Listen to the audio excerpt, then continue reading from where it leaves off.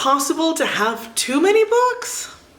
I don't think so. And I'm going to be adding to my shelves today when I show you all of the things that I picked up this month in September here on the Rose at Home channel, where I am Rose and I am at home, and I am so incredibly glad that you are here with me today so I can talk about the things that I picked up. I actually didn't get that much this month, at least it didn't feel like it.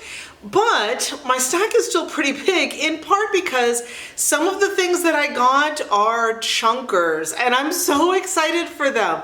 So let's go ahead and get started. The first thing that I picked up, I was able to get with a 50% off coupon at Barnes & Noble, and I also had $5 off from their stamps. So I got this at an amazingly good price, and it is Justin Cronin's The Ferryman.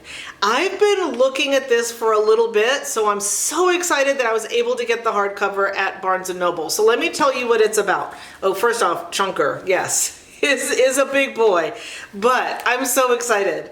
Founded by a mysterious genius, Prospera lies hidden from the horrors of a deteriorating outside world. In this island paradise, Prospera's lucky citizens enjoy long, fulfilling lives until the monitors embedded in their forearms, meant to measure their physical health and psychological well-being, fall below 10%. Then they retire themselves, embarking on a ferry ride to the island known as the Nursery, where their failing bodies are renewed, their memories are wiped clean, and they are readied to restart life afresh. Proctor Bennett of the Department of Social Contracts has a satisfying career as a ferryman, gently shepherding people through the retirement process and, when necessary, enforcing it. But all is not well with Proctor. For one thing, he's been dreaming, which is supposed to be impossible on Prospera. For another, his monitor percentage has begun to drop alarmingly fast. And then comes the day he is summoned to retire his own father, who gives him a disturbing and cryptic message before being wrestled onto the ferry. Meanwhile, something is stirring. The support staff, ordinary men and women who provide the labor to keep Prospera running, have begun to question their place in the social order. Unrest is building, and there are rumors spreading of a resistance group, known as arrivalists, who may be fomenting revolution. Soon, Proctor finds himself questioning everything he once believed, entangled with a much bigger cause than he realized, and on a desperate mission to uncover the truth. This sounds amazing. It sounds like quite the ride. It sounds like it's going to be really twisty-turny. I'm going to be wondering what's going on from beginning to end. And I am super excited. I feel like the fall is a great time for big chunky books. And so I can see getting to this November, December time. The next thing I picked up, I also got for an amazing deal. So, and my fellow teachers, you might want to pay attention to this if you're on the East Coast, because I think they don't have them on the West. Books A Million still has their teacher program, their educator card, and it doesn't have to be anything, it's just for teachers. It's not necessarily for stuff you're using in your classroom. And they take the 20% off for the educator card on top of any sales that they have. So this book was 50% off at Books A Million, and then I was able to take an additional 20% off using my educator card. So I got this for 13 bucks, y'all, and it's The Covenant of Water. This has been on my list for a while, but it is super chunky, and the hardcover super chunky. It was $30 to $33 full price, and so I got quite the deal, and I'm so excited not just to have it, but to have gotten it at such a great price. So let me tell you what it's about. Spanning the years 1900 to 1977, The Covenant of Water is set in Kerala, on India's Malabar coast, and follows 3 generations of a family that suffers a peculiar affliction. In every generation, at least one person dies by drowning, and in Kerala, water is everywhere. At the turn of the century, a 12-year-old girl from Kerala's Christian community, grieving the death of her father, is sent by boat to her wedding, where she will meet her 40-year-old husband for the first time. From this unforgettable new beginning, the young girl and future matriarch, Big Amachi, will witness unthinkable changes over the span of her extraordinary life. Full of joy and triumph as well as hardship and loss, her faith and love the only constants. A shimmering evocation of a bygone India and of the passage of time itself, The Covenant of Water is a hymn to progress in medicine and to human understanding, and a humbling testament to the hardships undergone by past generations for the sake of those alive today. Imbued with humor, deep emotion, and the essence of life, it is one of the most masterful literary novels published in recent years. It sounds amazing. Definitely, I think literary fiction, I think is what they were saying. It's a chunker. It's a big, comfy blankets and pillows and just spending time with a great book, and I can't wait. So the third thing I picked up, I literally just picked up. I had already paid for it back in August, but it wasn't in stock yet at my local bookstore, and it is the third pick for my mystery book club, and it is The Life We Bury by Alan Eskens. Let me put that a little bit closer for you. So let me tell you what this one's about, because I don't even know that much. I just know that it's our November pick. College student Joe Talbert is on deadline to complete a writing assignment for an English class. His task is to interview a stranger and write a brief biography, so Joe heads to the nearby nursing home to find a willing suspect. There he meets Carl Iverson, a dying Vietnam veteran and a convicted murderer.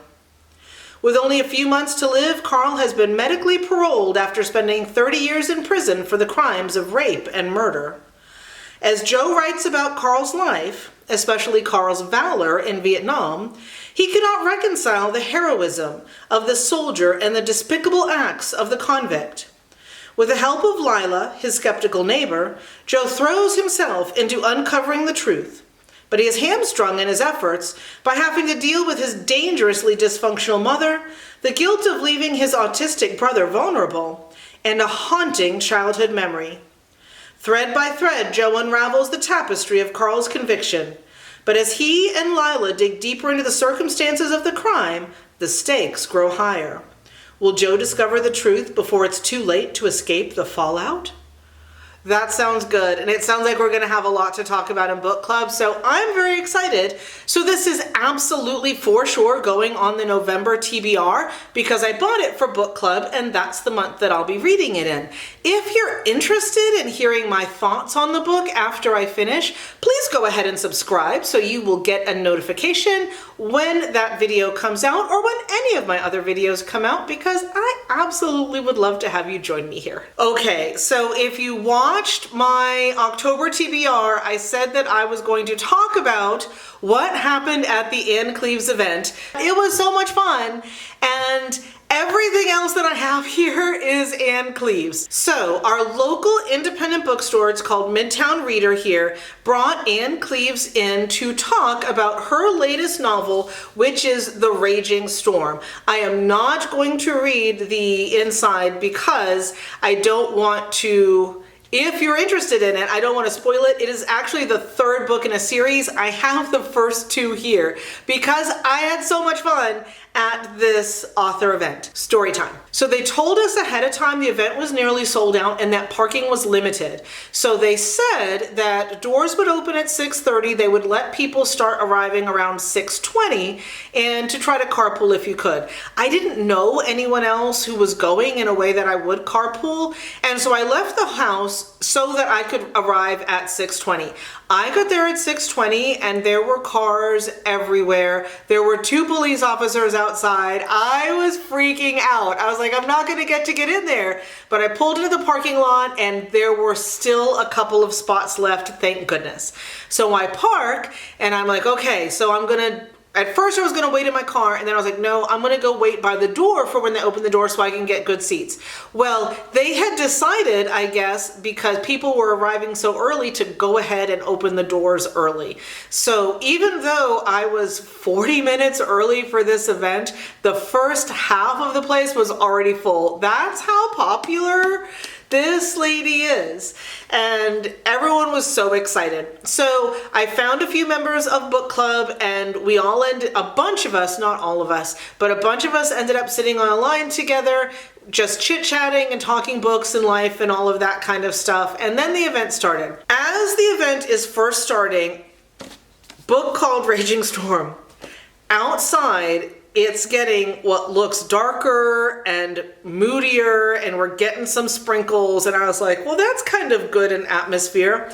And at the very beginning, the bookstore owner who was doing the interviewing says, oh, it looks like you brought some, like, the British rain with you for the event, and everyone kind of chuckled, ha ha ha. Well, the event is going, like, she's talking, and within like 15 to 20 minutes, it turns into an actual raging storm outside. It was crazy. If I didn't know better, I would have thought we were in the, like, not in the eye, but like on the very edge of the eye of a hurricane. The rain was that strong. It was coming in sheets, but like sideways sheets. The trees outside were literally like bending almost completely sideways, the ones we could see through the windows. The lights started like popping and going in and out. And then, so on this side against the wall, there was this, you can't see my hand, there was a door 4 rows back of the seats. There was just a regular door, and here it is. We've got raging storm outside. We've got all of this wind and all of this, and it's getting really creepy, and the lights keep popping, and that door all by itself just opened. There was nobody there, and no one else looked. I'm staring at this door completely freaked out, and no one else is even paying any attention. And I'm like, is this real? Am I imagining this? Is this actually happening? And then poop with the lights. They came back on like a second later. It was it was so creepy. And my first thought, y'all, this is my Nano. This is my Nano. This right here is my NaNoWriMo. So I think I'm going to at least attempt to do NaNoWriMo, and I think it's going to have something to do with that author event with Ann Cleeves, and we're at an author event and it's a raging storm, and then maybe we got some paranormal, maybe it's a Scooby-Doo, I don't know yet, but... And I'm not like turning this into AuthorTube. I'm not trying to get published. I'm not doing it. I write for me. They just stay in my computer, and it's fun for me. And I write along with my students because they do the junior version of Nano. So don't think I'm going to be trying to sell you a book at some point. But I think it's going to be fun. And that moment, if I can capture the atmosphere of that moment in writing, I am going to feel so accomplished. But anyway, so at the end of it, they were like, we want to do a big group picture, and the best way to do this, everybody in your seats hold up the book, and they put Anne at the front in the middle, and then took a group picture so we could see the whole crowd. So I'm going to put that right here. Yeah, you can't find me, because literally she's up there with the camera, and she says 3, 2, and the woman in front of me did that. Swear to you, she, on the one, she held her book out like this, because I was in the aisle like this with my book like next to me, and I stayed, so the people behind me, I stayed in my position, so the people behind me would be able to put themselves where they wanted to be. But no, that lady on one stuck her hand out in the aisle with the book right over my face. And my friend from book club, Emily, was next to me, and she just started cracking up. She thought it was the funniest thing ever. And I'm like, it's fine, it's fine. So I can't show you where I am in that picture, because there, I'm the one that looks like this. Yeah. Anyway, so let me talk about, so that ended and I decided I wanted all the books that she talked about. So this is the third in the Matthew Venn series. So he is a police officer, I believe. So these are the first two. Now, I'm going to do this. I don't think I will, my original thought was to read these before I read the third, but the third is for book club in early October, and that's not going to happen. They reassured us that we don't need these for that one. These are going to be nice to have. So I'm going to read that one in October. It was on the October TBR, and then I'm going to go back and I will probably reread that one after I do these two, but I wanted to have the series up to that point. So this is the first one, so I'll read the back so you guys can know what it's about. So in North Devon, where two rivers converge and run into the sea, Detective Matthew Venn stands outside the church as his estranged father's funeral takes place. On the day Matthew left the strict evangelical community he grew up in, he lost his family too. Now, as he turns and walks away again, he receives a call from one of his team. A body has been found on the beach nearby. A man with a tattoo of an albatross on his neck, stabbed to death. The case calls Matthew back to the people and places of his past, as deadly secrets hidden at their hearts are revealed, and his new life is forced into a collision course with the world he thought he'd left behind. That actually sounds really good. Maybe I could fit it before, I don't know. I might try to fit this in before that one. It's gonna just, that TBR was really long. If you haven't seen it yet, after this, go back and watch, because it's a really cool video. I personally like it a lot. And that TBR is very long, but I'm really drawn to try this. And it was so much fun hearing her talk about creating the characters, plural, in this book, and the ideas and how she did all of that. That was just amazing. She also talked specifically about two other series that she has written and that have become series for, well, here in the US you would watch them on BritBox, but they're series, I guess, on one of the BBC channels, and they star someone named Vera, the Shetland series. So she talked about her series with Vera, and she talked about, I think it's a Shetland series, I think those are the two separate things. So I got the first book of each just to see how I would like them. So this one is another chunker. I think this feels like a really nice cold weekend with lots of covers, with lots of blankies and pillows and covers and soup and stuff like that. So it's called The Crow Trap, and it's a Vera Stanhope novel. I believe I got the first one. I hope I have. At an isolated cottage in the mountains, several very different women are thrown together as they complete an environmental study. Women who each know the meaning of betrayal. Rachel, the team leader, is still reeling after a double betrayal by her lover and boss. Woo. Anne, a botanist, sees the survey as a chance to indulge in a little deception of her own. And then there is Grace, an uncommunicative and secretive young woman. Rachel is the first to arrive at the cottage, but when she gets there, she is shocked to discover an apparent suicide. It is only after another death occurs and a fourth woman enters the picture, the unconventional detective inspector, Vera Stanhope. So sounds like it's going to be police procedural, small town, detective-y kind of thing, and I love those. Those are so much fun. They're just wonderful, and if the way she tells stories is how she writes, I know I'm gonna love this, and that's why I bought so many of her books at one time without having read anything, because she was just wonderful. So here is the other thing that I got, and it is Raven Black, and it says it's a thriller. Raven Black begins on New Year's Eve with a lonely outcast named Magnus Tate who stays home, waiting for visitors who never come. But the next morning, the body of a murdered teenage girl is discovered nearby, and a suspicion falls on Magnus. Inspector Jimmy Perez enters an investigative maze that leads deeper into the past of the Shetland Islands than anyone wants to go. So yes, I think this is the series on the BBC that's called Shetland. So those are the things that I picked up, and I hope you can tell how excited about them I am, how much fun I had in September with books and all of the bookish events that I've been going to. I haven't gotten to accomplish nearly as much as I'd hoped, but I'm super proud of the things that I did achieve, and I had a great time both getting new things and going to my very first author event. So I hope that you get to have an absolutely amazing week. I won't see you again until it's already October.